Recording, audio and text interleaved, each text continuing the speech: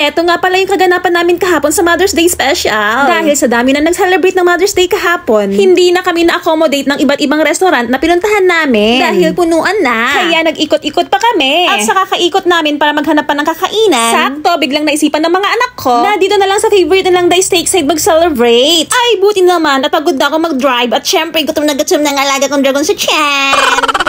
Good thing talaga at naka-jackpot kami. Kasi may isa pang lamesa na sadya atang nakalaan para sa amin. Ay, kung hindi, pupulutin talaga kami sa kangkungan. Kaya sa susunod na taon, magpapareserve na ako para di kami nahihilo sa kaka-road trip.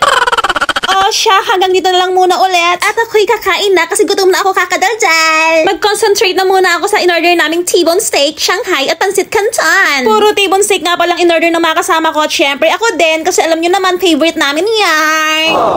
Happy Mother's Day nga pala ulit sa lahat ng mamshies. Especially sa dalawa kong martes ng taon na kasama Ate Bebe and Ate Levi. Salute sa ating lahat mga mamshies. Mwah! O siya, tama na ang daldal. Inday Lina, kumain ka na at baka mabilaukan ka kakadaldal mo.